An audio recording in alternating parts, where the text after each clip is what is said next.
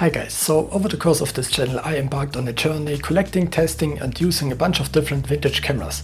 It has been a very interesting journey and I got my hands on a bunch of cameras that I previously never even knew existed, and I learned how to use those cameras and how to take pictures on them. I mean, look at this, I just made a video about this. What even is this? How do you use it? It has been an interesting journey and I learned a lot about film photography and about the history of cameras and about what different types of cameras even exist and what separates those different types of cameras. And thank you to everybody who helped out with their knowledge in the comments. But there has been a type of camera that I wanted to try but that I was just never able to get my hands on. I never had the opportunity to try one, which was a camera with a built-in rangefinder. Until now. This is the Voigtländer Vitomatic IIb, a 35mm film camera released in 1964.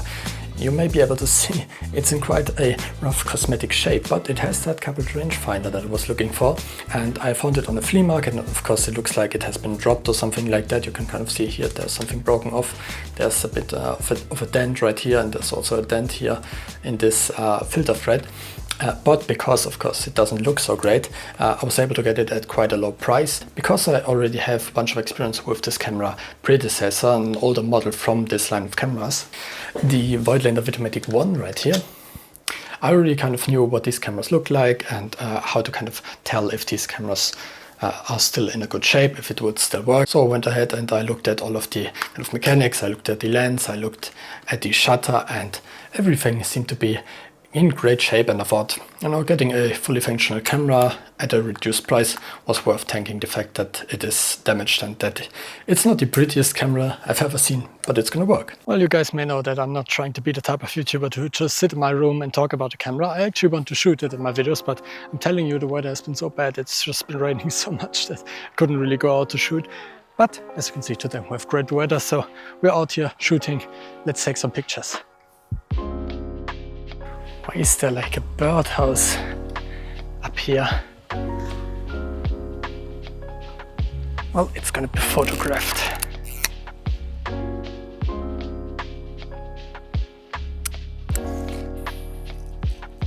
Okay, dude, who is leaving their trash in my photography location? What the hell is that?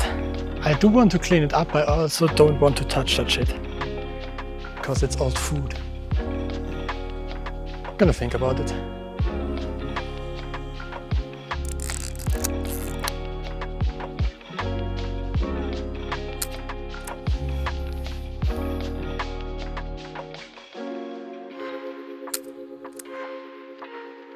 What a kind of almost magical place, like those mushrooms that are probably poisonous as hell, but they look good.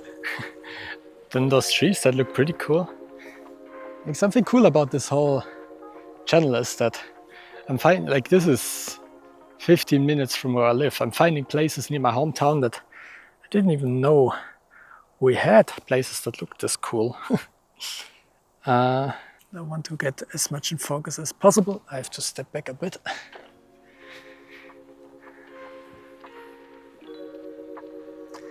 Man, why are we always putting 50mm lenses on those things? That's just... You guys have to move back, I need this space. Get away from my shooting spot. Ah, why are we always making those lenses so goddamn tight? We'll make it work though.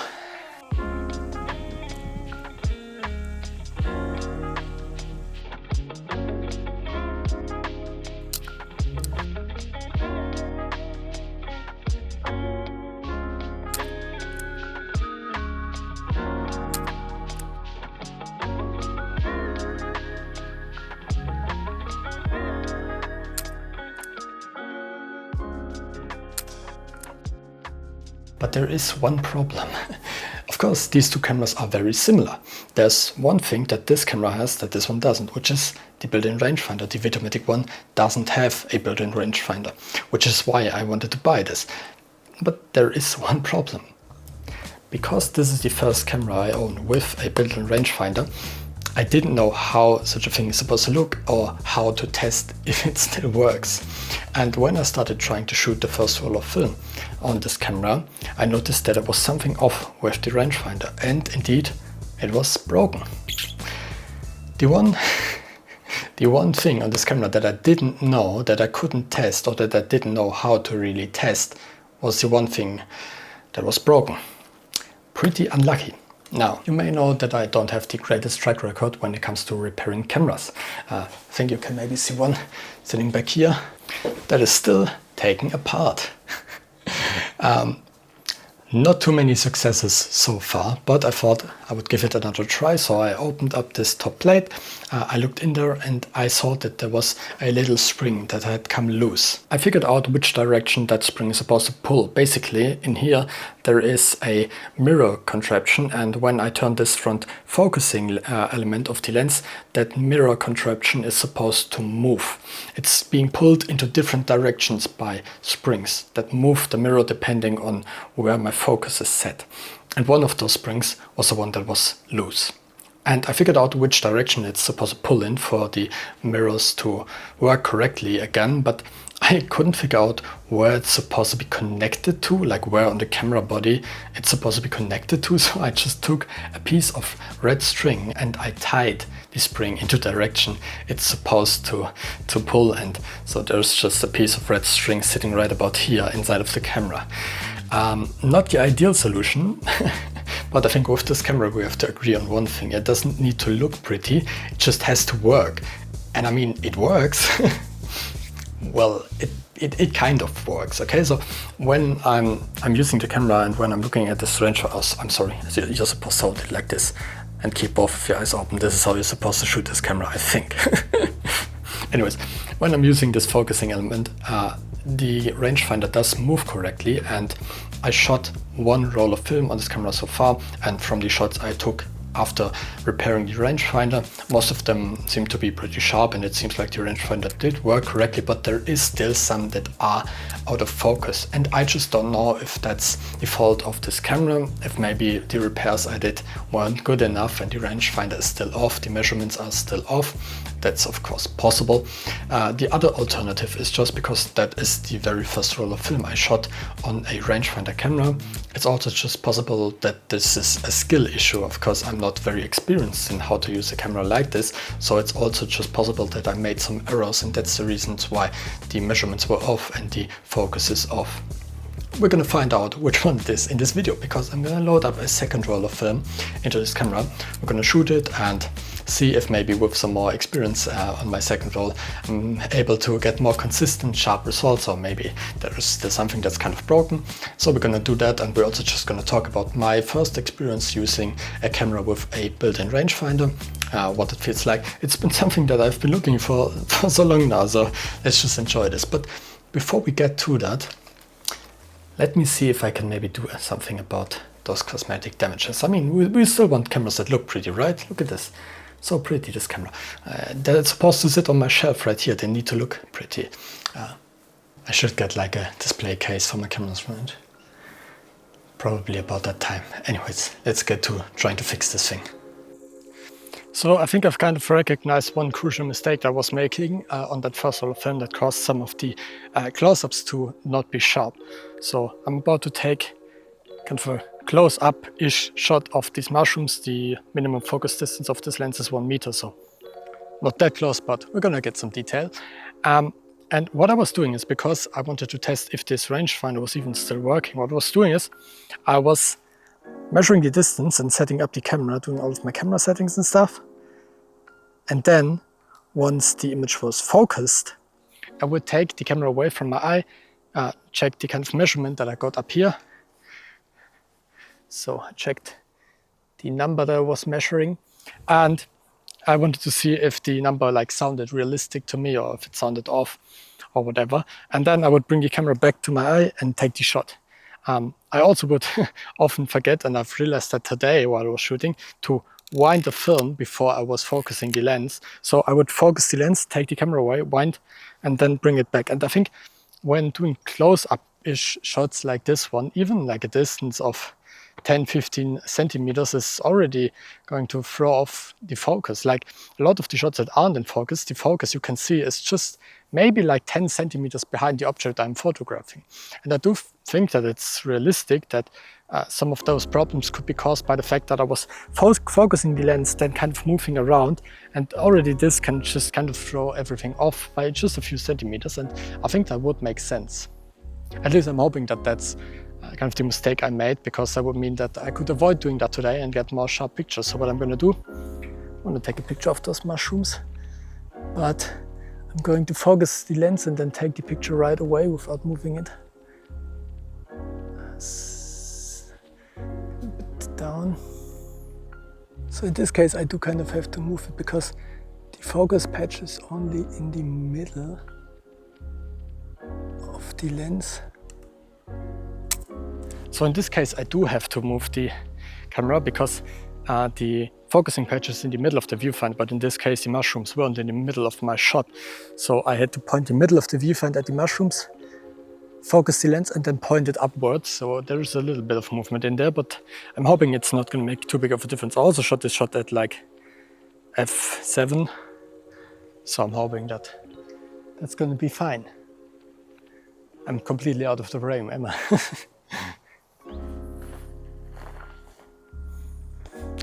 This is going to be difficult.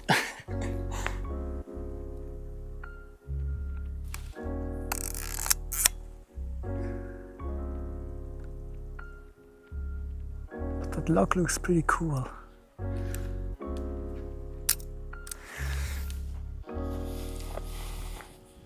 So I have figured out what it is called now. It's a quarry. Last time I came here I didn't know what it was called in English. It's a quarry. So yeah, you may recognize this place from my last camera testing video I recorded here just a few days ago. I'm just gonna go ahead and say that that video is great and you should watch it after this one. I haven't gotten the film back yet, I haven't edited the video yet, but I'm sure it was great. Anyways, in that video we were taking a look at the oldest camera I own, the Balderbaldinette. I was shooting that in there as well, and I already told you guys in that video that I wanted to come back here with this camera because that old camera was lacking the rangefinder. So there were certain pictures I wanted to take in there that I just couldn't take. Now I want to come back with this camera and take those pictures. But before we get to that, I do want to talk about the camera a little bit more. So as you guys may already have noticed, I had my way with this camera. And I do have some bad news, but I do also have some good news. So you may see that I tried replacing that broken piece in front of there. I just cut out a piece of plastic from some old packaging and put it in there. I mean, it kind of worked, but I did have to put some glue in there because it wasn't holding properly, and now you can kind of see the glue and it doesn't look too great. I also tried bending the metal back together, but also didn't work. You can still totally see those dents.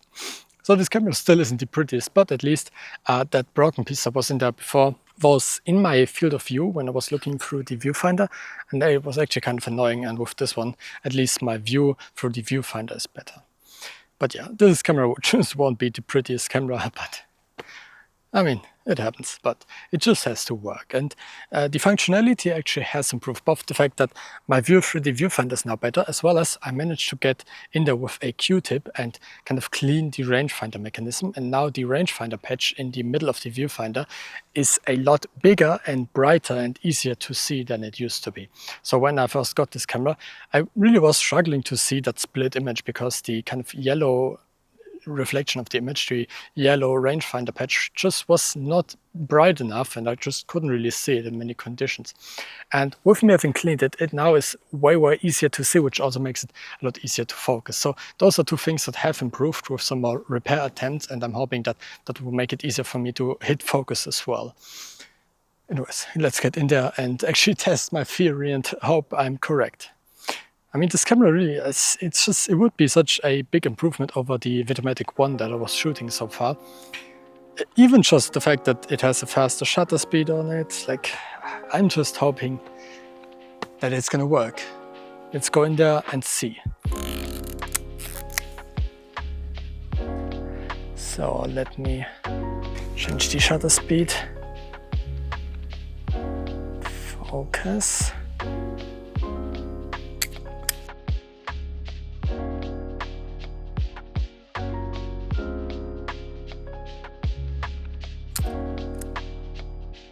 So let me just go ahead and get nice and close to some of those rocks. Let's see what looks nice. I think this kind of angle. Right.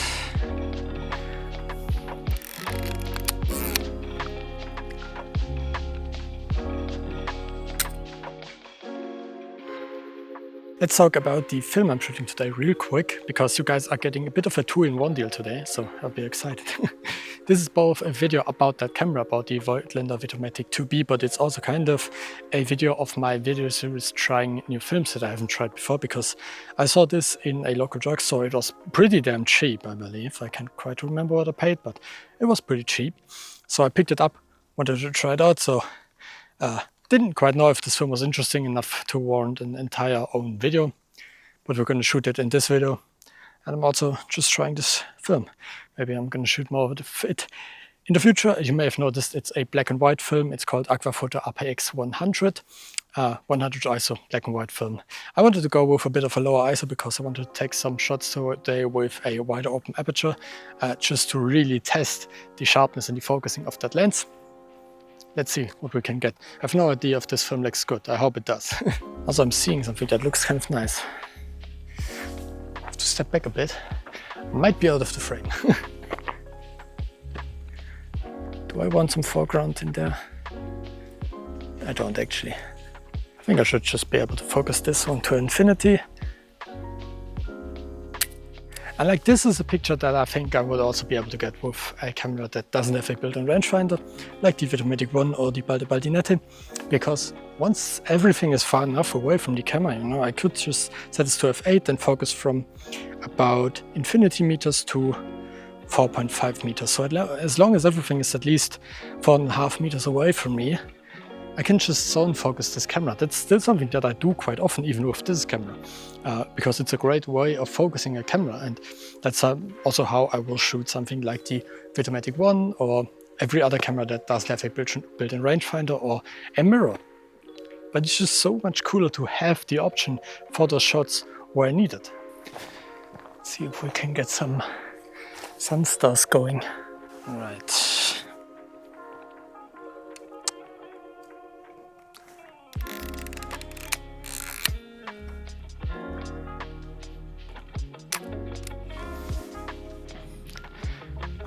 Close to the edge here, but gonna be fine.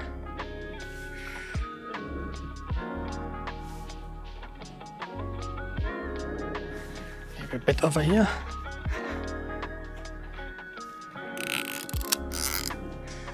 And now we will focus this.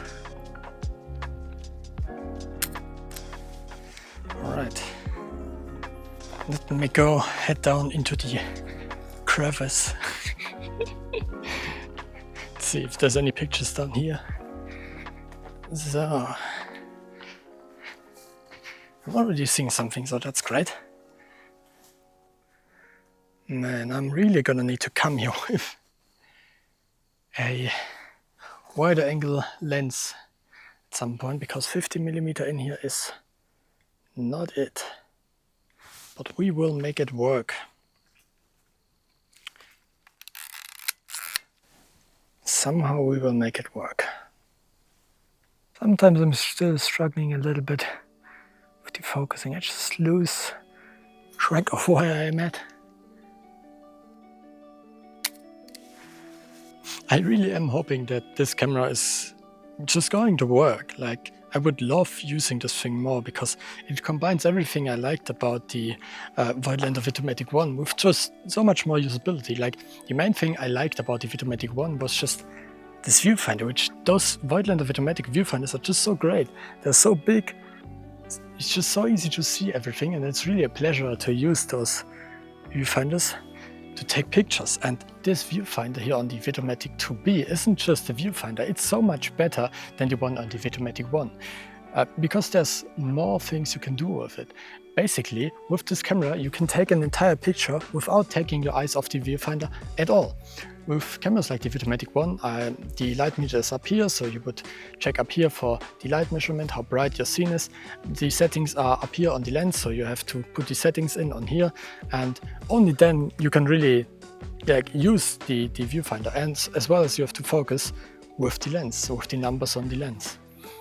And with this camera, the light meter is actually inside of the viewfinder, so I can see the brightness inside of the viewfinder, the light meter measurement, as well as there's like a little mirror in there with which I can see the numbers here on my lens through the viewfinder. So I can see the settings I'm using, I can see if my shot is properly exposed for the brightness of the scene, as well as I can see the settings I'm using. So I can see now, let me expose this, now I'm properly exposed and I'm using 125th of a second f8.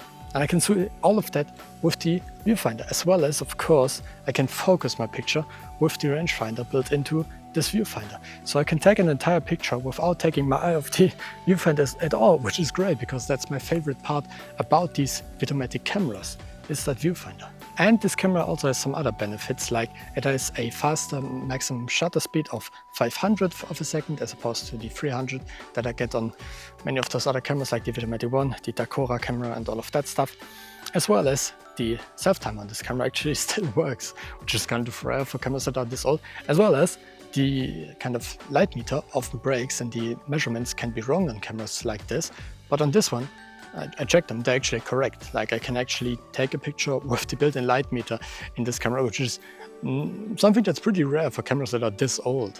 So I'm really hoping that this camera does work. Even though it's not the prettiest camera, I do think I would use it a lot because as long as the output is good and it's very easy to use, I don't have many complaints.